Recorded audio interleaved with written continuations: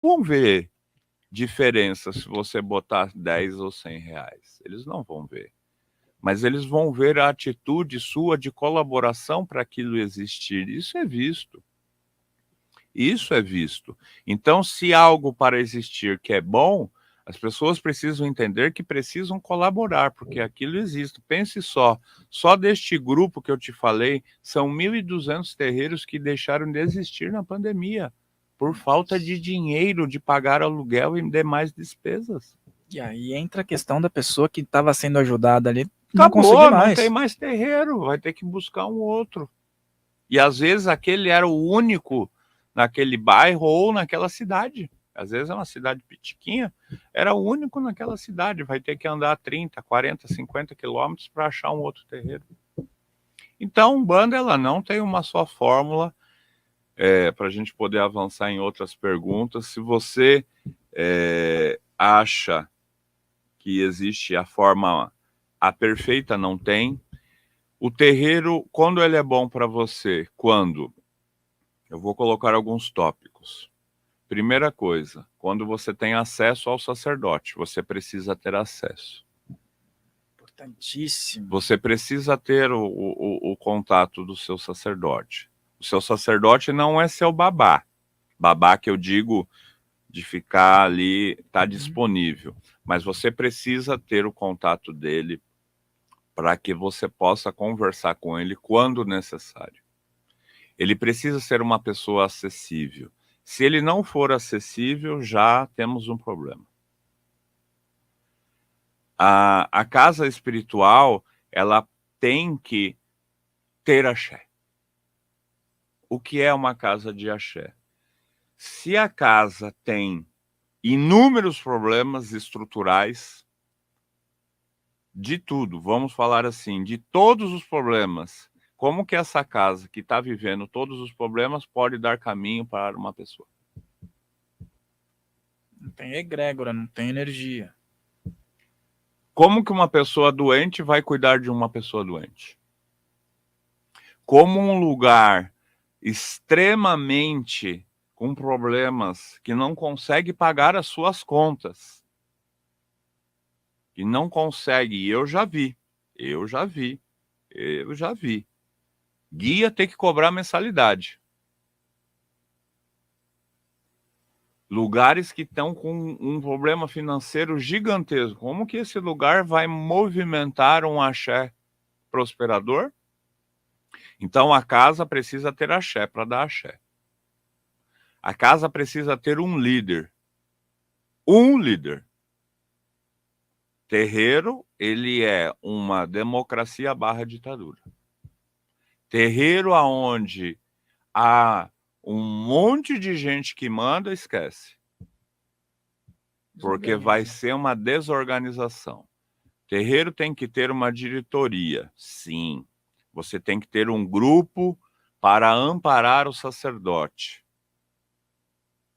O melhor dos mundos, uma dupla, um casal, não importa se é hétero ou homo, normalmente é o melhor dos mundos, uma dupla. A gente vê que a maioria dos terreiros com irê, com positividade, é uma dupla. 2 homens, 2 mulheres, um homem, uma mulher. Ora, quando é um casal hétero, ora o homem comanda, ou ora a mulher comanda. Precisa sempre ter muito definido quem é o dirigente. Não pode ser essa, vamos falar assim, uma comunidade onde as pessoas não lideram. A liderança precisa ser por exemplo. Eu não posso falar para os meus filhos de fé, ó, eu estou usando branco. Eu estou com restrições dentro do culto de Ifá, que eu não posso usar preto esse ano. De fevereiro desse ano até fevereiro do ano que vem. Eu não posso falar, eu recebi essa orientação, não posso usar preto. Aí eu vou falar para um filho de Ifá meu, olha, saiu neste Odu que você não pode usar preto por tanto tempo. E ele me vê de preto sabendo que eu não posso usar preto. Então, assim, a liderança é por exemplo. A liderança é por por ver o dirigente. O dirigente não é aquele estrela que chega na hora que o show está montado. O dirigente é o primeiro que chega, é o último que vai embora. Eu todos os dias, ou melhor, vamos arrumar, quase todos, eu chego no terreiro 7 horas da manhã e vou embora às 11. 7 da manhã e vou embora às 11 da noite, não é 11 da manhã. Então, o terreiro ele precisa ter definido isso. O terreiro ele precisa ter organização. Vocês podem entrar na minha página. A nossa gira é 8 horas. 8 horas a gira começa. A gira acaba a que hora? 10? 10 horas ela acaba. Porque a gente respeita os nossos vizinhos. A gira precisa ter... as pessoas precisam saber o que vai acontecer. Então precisa se ter programação. A gira, o terreiro precisa ter uma estrutura. Precisa ter um lugar mínimo para as pessoas terem as condições. Enfim, são coisas que você precisa buscar dentro de uma casa de fé, para que as coisas possam acontecer. Quando não tem um monte de coisa assim, é muito difícil acontecer. É muito difícil. As coisas se tornam impossíveis, se tornam nocivas, doentes, né? E uma coisa que eu vejo que é necessário para todos, principalmente hoje, estamos falando em 2020, precisa ter isso aqui, ó, estudo. Estudo. Estudo do quê? De tudo. Da história, principalmente. História do quê? A história do Brasil. Um bandista que não conhece a história do Brasil, que não conhece a história da escravatura, que não conhece como que foi o processo que os negros chegaram, por que que eles chegaram, da onde que eles vieram, como que foi todo esse processo, ele não consegue entender Preto Velho. Se ele não conhece a história da época dos anos 70, por que que veio tanta gente do Nordeste para o Sudeste, ele não consegue entender a linha de baiano. Então, o umbandista, ele precisa, além de entender da macumba, ele precisa entender da história do seu país, ele precisa entender de erva, ele precisa entender de pedra. Eu falo que o filho de fé de Umbanda, ele precisa, no mínimo, ter de cabeça pelo menos umas 60, 70 ervas, assim, de pronto, de você perguntar, me fale erva de tal orixá, pá, me fale 5 ervas de tal orixá, ele precisa. Não é googar, é ter na cabeça. Então, o filho de fé, a casa que não deixa, hoje eu vejo ainda, eu não sei como pode, no ano de 2023, uma pessoa falar para uma outra, não estude. Tem mais isso, né? Tá cheio de sacerdote assim, que não estuda e fala assim, que proíbe. Sabe quantos e quantas pessoas já foram expulsas de terreiro por vir estudar comigo, irmão? Centenas.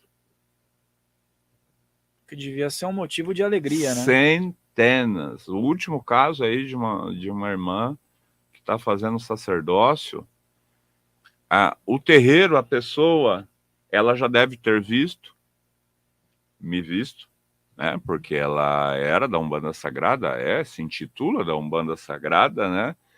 E ela me chamava. Eu nunca nem vi essa pessoa, nem sei quem é. Ela falava, aquele vagabundo, você vai estudar com aquele vagabundo? Então, e botou a coitada da pessoa na parede. Se você for estudar com ele, você tá fora daqui. Olha o absurdo. Que absurdo. Se um filho meu fala assim, pai, eu vou fazer um curso de ciência da religião, eu vou estudar com Adriano Camargo, eu vou estudar com o Comino, eu vou estudar com o Wagner, eu vou estudar qualquer segmento, eu vou estudar botânica das ervas, eu vou estudar dentro do culto de comida de orixá, eu vou falar, maravilhoso, se você puder depois me ensinar alguma coisa, me ensine. E as pessoas, elas acham que elas são donos. Tem sacerdote que acha que é dono. E isso dificulta até, por exemplo, a qualidade do trabalho, porque, por exemplo, esse médium que ele vai beber de outras fontes, você até mencionou que tem livros que variam de Umbanda, Teosofia, Sim. Hinduísmo, e a Umbanda, ela merece, né? Ela merece essa atenção, Ela né? merece médiuns mais preparados, meu irmão. Ela merece, né?